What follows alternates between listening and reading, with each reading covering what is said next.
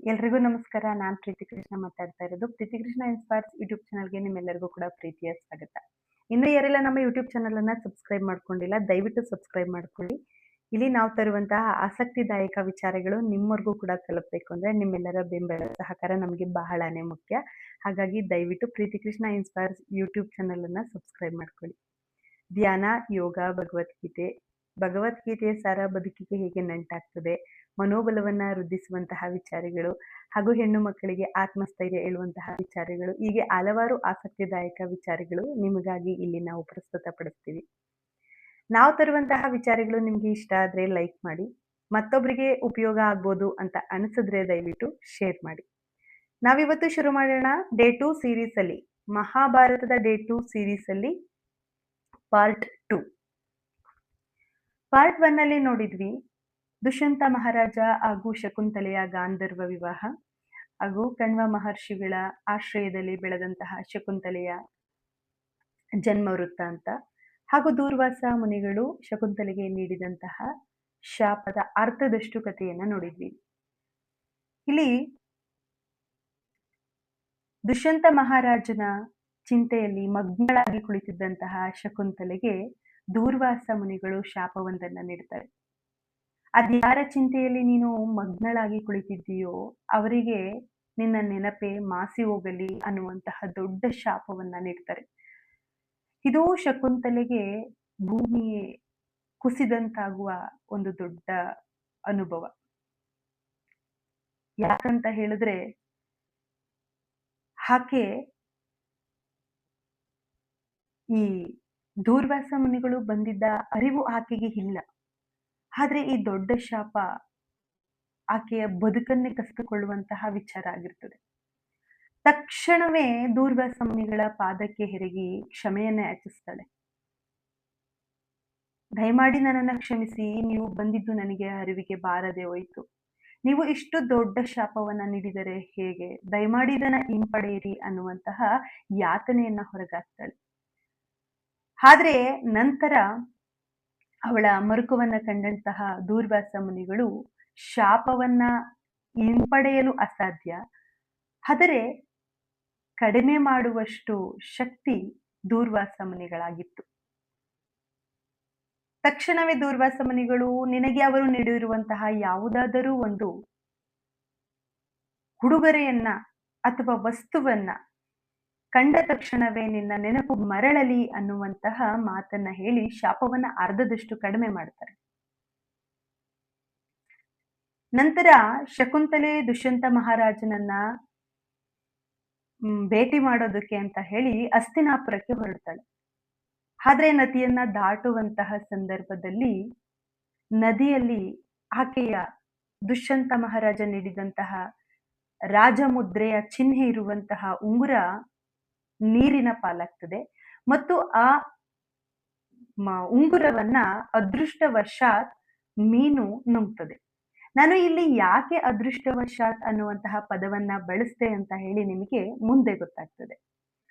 ಇನ್ನು ದುಷ್ಯಂತ ಮಹಾರಾಜನನ್ನ ಭೇಟಿ ಮಾಡಲು ಶಕುಂತಲೆ ಹಸ್ತಿನಾಪುರಕ್ಕೆ ಹೋದ ತದನಂತರದಲ್ಲಿ ದುಷ್ಯಂತ ಮಹಾರಾಜನಿಗೆ ಶಕುಂತಲೆ ಯಾವ ನೆನಪು ಕೂಡ ಇರೋದಿಲ್ಲ. ಆತ ಆಕೆನ ಗುರುತು ಕೂಡ ಸಹ ಹಿಡಿಯೋದಿಲ್ಲ. ಆದ್ರೆ ಇತ್ತ ತುಂಬು ಗರ್ಭಿಣಿಯಾಗಿದ್ದಂತಹ ಶಕುಂತಲೆ ತನ್ನನ್ನ ಗುರುತು ಹಿಡಿಯಲು ಅಸಾಧ್ಯದ ಸ್ಥಿತಿಯಲ್ಲಿದ್ದಂತಹ ದುಷ್ಯಂತ ಮಹಾರಾಜನನ್ನ ಕಂಡು ಅಲ್ಲಿ ದೂರ್ವಾಸ ಮುನಿಗಳ ಶಾಪದ ನೆನಪಾಗಿ ಆಕೆಗೆ ತುಂಬು ಗರ್ಭಿಣಿಯಾಗಿದ್ದಂತಹ ಆಕೆ ನೋವು, ಹತಾಶೆ, ದುಃಖಗಳಿಂದ ಕಣ್ವ ಮಹರ್ಷಿಗಳ ಆಶ್ರಮಕ್ಕೆ ವಾಪಸ್ ಆಗ್ತಾಳೆ.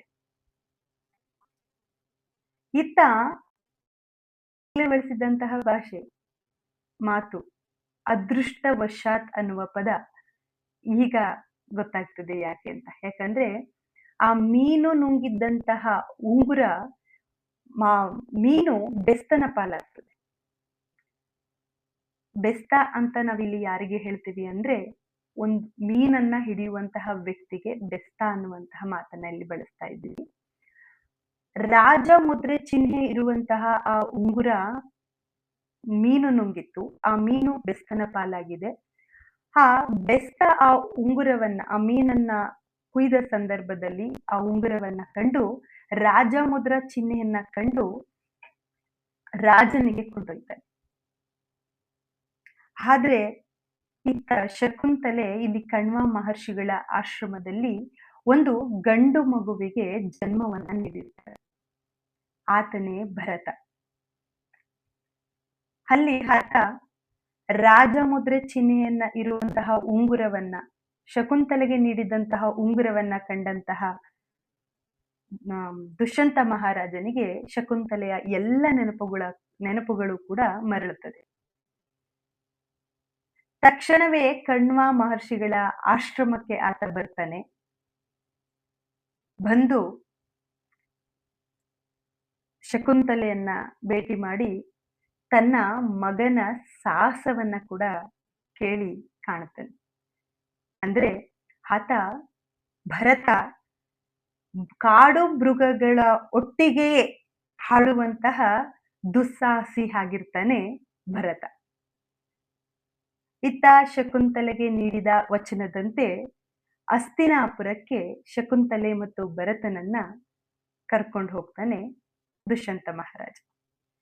ನಾವು ಇಲ್ಲಿ ದುಷ್ಯಂತ ಹಾಗೂ ಶಕುಂತಲೆಯ ಒಂದು ಪ್ರೇಮ ಕಥೆಯನ್ನಷ್ಟೇ ನೋಡ್ತೀವಿ. ಆದ್ರೆ ನಾವು ಒಂದು ಹೆಣ್ಣಿನ ಹತಾಶೆ, ನೋವು, ಆಕೆಯ ದುಃಖ, ಒಂಟಿತನ, ಅದನ್ನ ನಾವು ಯಾವ ಮಾತುಗಳಲ್ಲೂ ಕೂಡ, ಬರೀ ಕೇವಲ ಮಾತುಗಳಲ್ಲಿ ವರ್ಣಿಸಲು ಅಸಾಧ್ಯ. ಯಾಕೆ ಅಂತ ಹೇಳಿದ್ರೆ, ಪಾಪ ಶಕುಂತಲೆ ಅವಳ ತಾಳ್ಮೆಯನ್ನ ನಾವು ಎಷ್ಟು ಹೊಗಳಿದ್ರೂ ಕೂಡ ಕಡಿಮೆ. ಇತ್ತ ತಂದೆ ತಾಯಿಯ ಪ್ರೀತಿಯನ್ನು ಕೂಡ ಕಳ್ಕೊಂಡಂತಹ ನತದೃಷ್ಟೆ ಆ ಶಕುಂತಲೆ.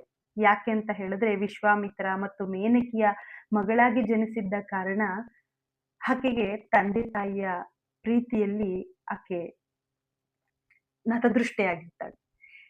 ಇನ್ನ ಇತ್ತ ಕಣ್ವ ಮಹರ್ಷಿಗಳ ಆಶ್ರಯದಲ್ಲಿ ಬೆಳೆಯೋದೊಂದೇ ಆಕೆಯ ಅದೃಷ್ಟದಾಗಿರ್ತದೆ. ಅದನ್ನ ಹೊರತುಪಡಿಸಿದ್ರೆ ಪಾಪ ದುಷ್ಯಂತ ಮಹಾರಾಜನೊಟ್ಟಿಗೆ ಇನ್ನೇನು ಒಳ್ಳೆಯ ದಿನಗಳನ್ನ ಕಳೆಯಬೇಕು ಅನ್ನುವ ದಿನಗಳಲ್ಲಿ ದೂರ್ವಾಸ ಮುನಿಗಳು ನೀಡಿದಂತಹ ಶಾಪವೇ ಆಕೆಗೆ ಬದುಕನ್ನ ಕಸ್ದುಕೊಂಡಿರ್ತದೆ. ಹೊಟ್ಟೆಯಲ್ಲಿರುವಂತಹ ಮಗುವಿನ ಆನಂದದ ಕ್ಷಣಗಳನ್ನ ಕೂಡ ಪಾಪ ಆಕೆ ಕಳೆಯೋದಕ್ಕೆ ಸಾಧ್ಯ ಆಗೋದಿಲ್ಲ. ಒಂಟಿತನದಲ್ಲಿ ಆ ಮಗುವನ್ನ ಆಕೆ ಹೊಟ್ಟೆಯಲ್ಲಿ ಬೆಳೆಸ್ಬೇಕಾಗ್ತದೆ. ಇಷ್ಟೆಲ್ಲ ನೋವನ್ನ ತಡೆಯುವಂತಹ ತಾಳ್ಮೆ ಶಕುಂತಲೆಗೆ ಖಂಡಿತವಾಗ್ಲೂ ಇದ್ದದ್ದು ಇವತ್ತಿಗೆ ನಮಗೆ ಅವಳು ಪ್ರೇರಣೆ. ಶಕುಂತಲೆಯ ತಾಳ್ಮೆಯೇ ನಮಗೆ ಒಂದು ದೊಡ್ಡ ಒಂದು ಪಾಠ ಆಗ್ತದೆ. ಖಂಡಿತವಾಗ್ಲೂ ಕೂಡ ನಾವು ಇಂಥ ಎಷ್ಟೋ ವಿಚಾರಗಳನ್ನ ನಮ್ಮ ಬದುಕಿಗೆ ತಗೋಬೇಕು. ಯಾಕಂದ್ರೆ ನಮ್ಮ ಜೀವನನೇ ಬದುಕಿ ಕೆಲವೊಂದು ಸಣ್ಣ ಸಣ್ಣ ವಿಚಾರಗಳಿಗೆ, ಸಣ್ಣ ಸಣ್ಣ ನೋವುಗಳಿಗೆ ನಾವು ಹತಾಶರಾಗ್ಬಿಡ್ತೀವಿ. ಆದ್ರೆ ಇಂತಹ ಪ್ರೇರಣಾದಾಯಕ ಕಥೆಗಳನ್ನ, ಪಾತ್ರಗಳನ್ನ ನೋಡಿದಾಗ ನಮ್ಮಲ್ಲಿ ಒಂದು ಸ್ಫೂರ್ತಿ ಬರ್ತದೆ. ಅಂಥದ್ದೇ ಸ್ಫೂರ್ತಿ ಇರುವಂತಹ ಪಾತ್ರ ಅಂದ್ರೆ ಅದು ಶಕುಂತಲೆಯದ್ದು ಅನ್ನೋದು ನನ್ನ ಅನಿಸಿಕೆ. ಈ ವಿಚಾರಗಳೆಲ್ಲ ನಿಮ್ಗೆ ಇಷ್ಟ ಆದ್ರೆ ದಯವಿಟ್ಟು ಪ್ರೀತಿ ಕೃಷ್ಣ ಇನ್ಸ್ಪೈರ್ಸ್ ಯೂಟ್ಯೂಬ್ ಚಾನಲ್ ಅನ್ನ ಸಬ್ಸ್ಕ್ರೈಬ್ ಮಾಡ್ಕೊಳ್ಳಿ. ಈ ವಿಚಾರಗಳು ನಿಮ್ಗೆ ಇಷ್ಟ ಆದ್ರೆ ಲೈಕ್ ಮಾಡಿ ಹಾಗೂ ಮತ್ತೊಬ್ಬರಿಗೆ ಶೇರ್ ಮಾಡಿ. ನಾವು ಮತ್ತೆ ಮುಂದೆ ಇನ್ನೊಂದು ವಿಚಾರವನ್ನ ತೆಗೆದುಕೊಂಡು ನಿಮ್ಮ ಮುಂದೆ ಬರ್ತೀವಿ. ಅಲ್ಲಿವರೆಗೂ ಧನ್ಯವಾದಗಳು.